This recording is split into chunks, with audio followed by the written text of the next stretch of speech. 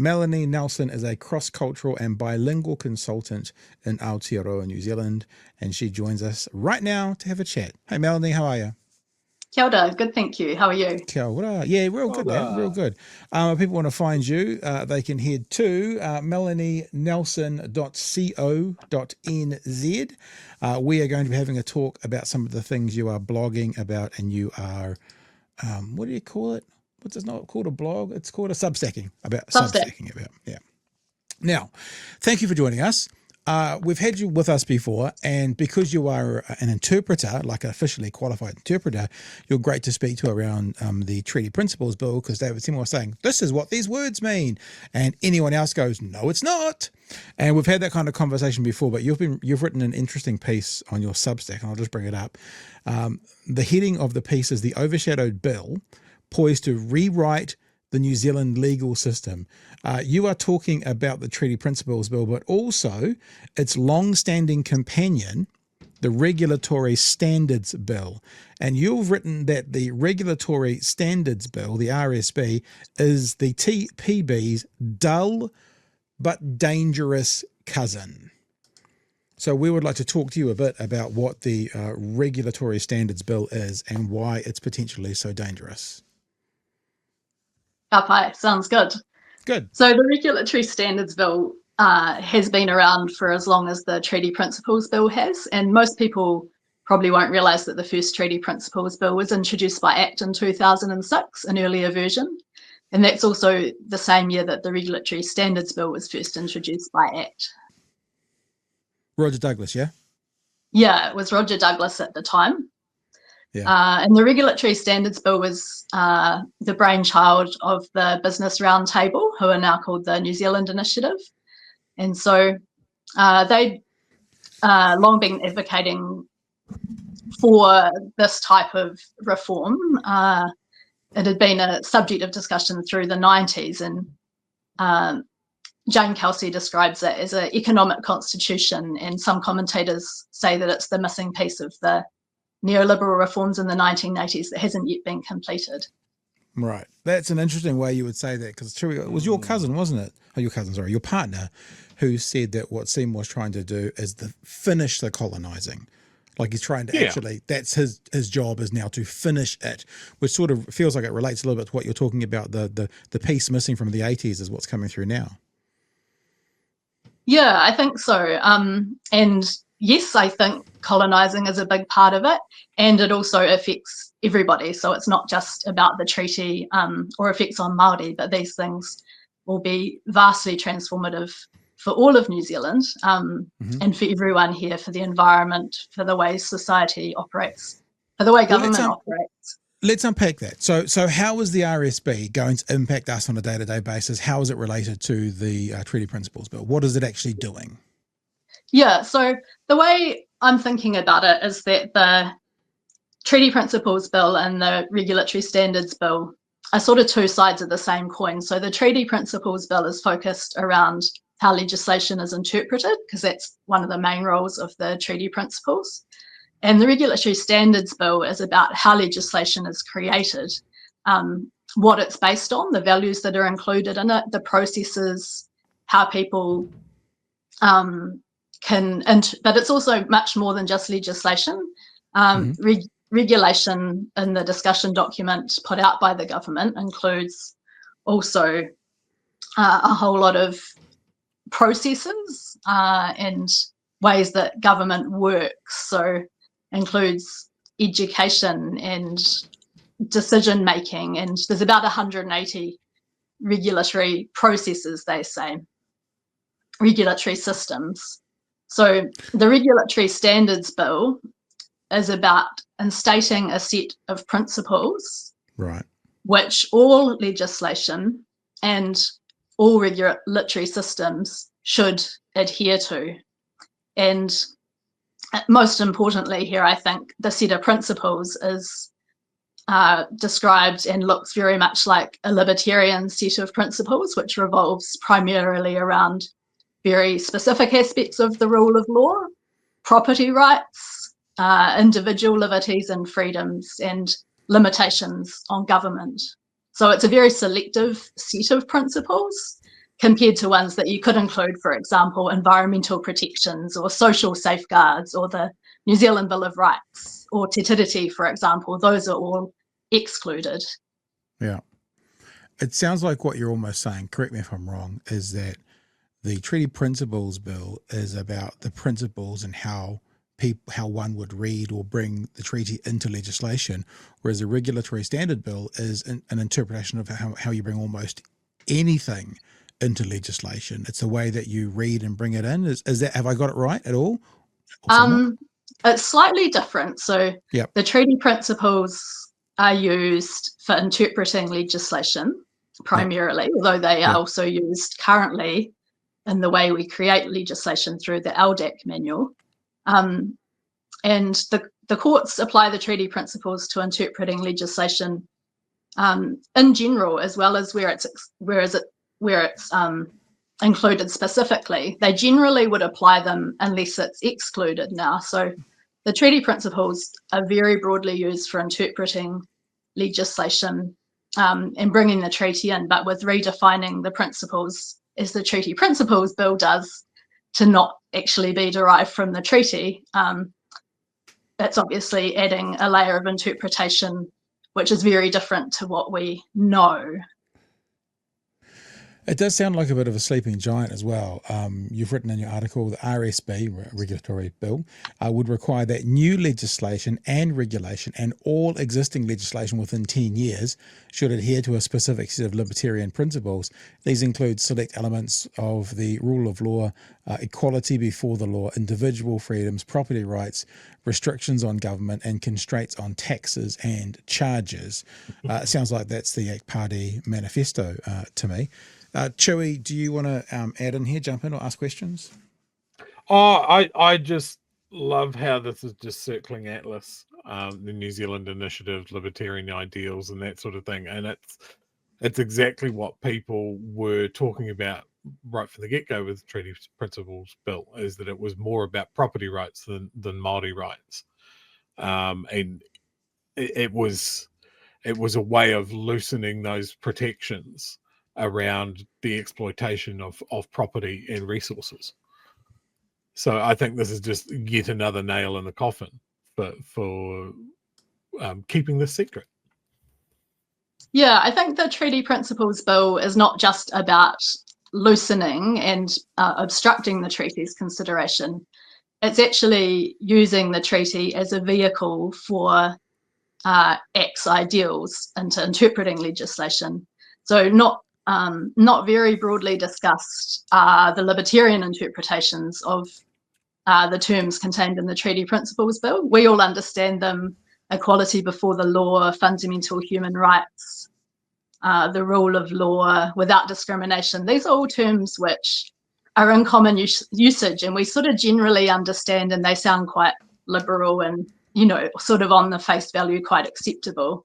But in the way that libertarians interpret their meanings, they're actually very, very different and quite specific meanings that all revolve around property rights and individual freedoms and restrictions on government. So, for example, equality before the law in libertarian interpretation is about everyone having the equal protection of the law for their property rights and individual freedoms.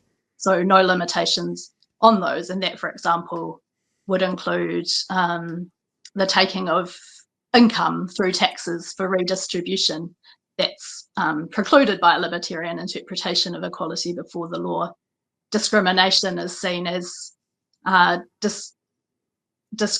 can't discriminate against people by, for example, categorizing them into groups for affirmative action or giving particular rights or interests to a certain group. And you also can't discriminate against a certain group of people, say high income earners, by charging them more tax than low income earners. So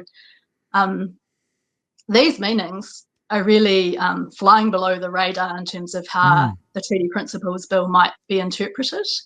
There are no definitions in the Treaty Principles Bill, which was very surprising given these conflicting interpretations that are possible.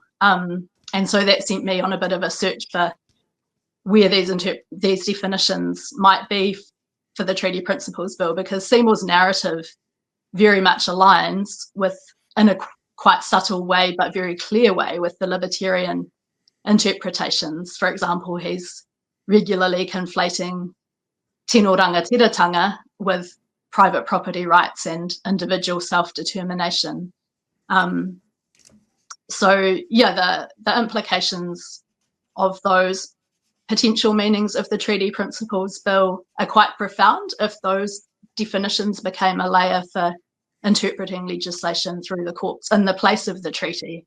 So the treaty is not just being removed, it's actually being replaced with something else, and it seems potentially not something that's neutral and liberal as it appears. Maybe as someone who's also a qualified translator, could you just repeat to us again what David Seymour says tino rangatiratanga is, and from your expert position, what it actually is, just for people who are watching and go, well, what does it mean? Yeah, so Seymour frequently says or implies that it's property rights, and at other times that it's individual self-determination. He says, we all want tino rangatiratanga, we all are entitled to that, and we're all entitled to protection of our property. So tino rangatiratanga, without attempting a definitive definition, is primarily a collective right. It's a Māori right, and it was pre-existing to the treaty, and it can't be narrowed down to property rights in a Western legalistic kind of way. And it's, as I said, it's primarily collective. It's not about a libertarian sort of individualistic, atomized people view of what self-determination is. So it's actually the opposite, pretty much, of what Seymour's saying. Almost, yeah. And yeah. I think that's something that is quite common across these libertarian interpretations in the treaty, of possible for the Treaty Principles Bill terms, is that they're often really inversions of what the common usage terms are, almost. And in fact, the Treaty Principles Bill really looks like an inversion of the treaty to anyone who's really familiar with Te Tiriti. It's a bit structured to look like it. There's a few similar words, but none of the meanings are the same as the meanings from the treaty. It's like a deep fake of Te Tiriti. What, I mean, the Regulatory Standards Bill is going under the radar at the moment, right? This is I guess the point you're saying. What do we need to know? What do the people need to know about it? And I was also wondering, should it go through, or is it guaranteed to go through the next step? Because you've written also in your post, a binding future governments to this libertarian framework as well. These far-reaching implications remain largely unnoticed, as the less prominent Regulatory Standards Bill has yet to draw public attention. I'd like to know why you think that is. As a nation, we are submitting feedback on sweeping constitutional changes without fully grasping the impact of these extensive proposals on our lives and our country. Why do you think it's so far under the radar? Like, I mean, no offense, but why are the MPs who are opposing this screaming this from the rooftops? If you've got any thoughts around that. And if it does go through in the current context, what does that mean for us? Or how do we push back against it as well? Yeah, good question. So it was strongly opposed in 2021 by Labour and the Greens. There's some good records in Hansard of their opposition. I don't know why MPs aren't currently drawing attention to it. Presumably they know that consultation has opened and it closes very soon on the proposals for drafting an updated bill. It's been set out that the bill will be based on the 2021 bill, but with some changes in this consultation, which everyone should submit on at the moment. So consultation very, very quietly opened on the Regulatory Standards Bill on the day the Hikoi arrived at Parliament. And it closes 1 week after submissions on the Treaty Principles Bill. So it happens to have been overshadowed by the huge media attention, and rightly so, on the Treaty Principles Bill. And we're heading into Christmas. So we've got a very, very, very short time for everyone to become aware of this incredibly significant bill, perhaps one of the most significant we've ever seen in my lifetime, which would fundamentally reshape how all of our legislation, what it's based on. And there's mechanisms through the bill. Shall I talk a little bit about what the bill includes? Sure. Yeah, so it includes the principles that I mentioned, and so that we could perhaps come back a bit to some examples of how those principles might play out in specific situations and examples. But it sets a new process for making legislation and for adjusting regulatory systems, and that they should be consistent with these principles. Governments can not follow those principles, so they can still create legislation that's inconsistent with those, and presumably regulatory systems too. But there is a mechanism for anyone to take a complaint that existing legislation is inconsistent with the RSB's libertarian principles. So there'd be a new regulatory standards board being set up to assess those complaints and provide recommendations, and then the government would have to justify publicly why either existing or new legislation is inconsistent with those principles. So there would be a huge political backlash to a government constantly receiving black points for being inconsistent with what are seen as constitutional principles. And the costs of reviews and complaints and processing all of this stuff is likely to be also really significant in terms of time and money. So there'd be huge deterrence to government too often diverging from these principles. The 2021 bill, which this bill is to be based on, included that within 10 years, all legislation that exists would be reviewed for compliance and brought into alignment, I guess, unless justified. Not too clear if that time frame is still there for the proposed bill. The discussion document doesn't actually show the detail of the bill currently being drafted. The 2021 bill also required that courts should prefer interpretation of laws compatible with those principles wherever possible. And the previous bill actually gave that complaints role to the courts, but that's been shifted to this board. And the 2021 bill also allowed for appeal on merits of administrative decisions which affected liberties or freedoms or rights that it describes in the libertarian principles. So you're probably getting a feel that this is absolutely mind-blowingly vast. It covers almost everything, you know, from legislation to systems and processes to even reviewing down through to like third-party delivery of government services, for example. Thank you for coming in. I'll show the submissions I've got. I've already put in the chat where it's going to be. Chewie, is there anything else you want to ask or wrap up with Melanie? No, I just really want to hammer home the point that the bill that we're all making submissions from is an attack on so many facets of what this country is and what it can be. So it makes it just important on so many levels that we all make a submission. They want it to be too hard. They want us to forget. They want us to think that somebody else will do it. We can't rely on that. We've got to rely on ourselves. I've put this link in the chat already, constitution.regulation.govt.nz if you're on the audio podcast, and there'll be a link there to have your say on the proposed regulatory standards bill. Before we say goodnight, Melanie, is there anything else from all your research and delving into it, looking at that we really need to let the people know about? Is there anything you want to finish with? Yeah, I was just going to say that Jane Kelsey has followed this for many years, and she describes it as a legal straitjacket for government. And the term she uses is meta-regulation for governing how legislation is created. So the Treaty Principles Bill, as I mentioned, takes on the interpretation of legislation. The this bill takes on the creation of legislation, and both seem to be potentially locking in a libertarian set of values in place of te tiriti, the environment, social equity, the things that we traditionally revolve around. So yeah, I'd really encourage anyone and everyone to make a submission, spread the word.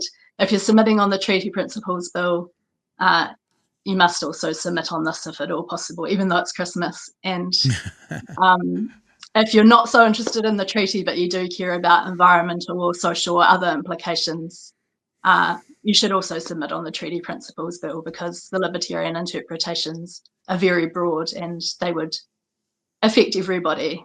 I'm going to be doing some deeper dive interviews on this on a new podcast I've set up called Coherent, so people are welcome to dip into that, or my Substack, where I'll be continuing to put out analysis. And if people want to find out about your podcast that's coming up, then you should just let us know about it, and we will let the whānau know about it. melanienelson.substack.com for some of those deeper dives. And yeah, be in touch with the podcast details, and we'll blast it out as well, Melanie. But look, thank you so much for coming and joining us this evening for a very important conversation. Thank you. Kia ora. All the best. Thank you. Have a good evening.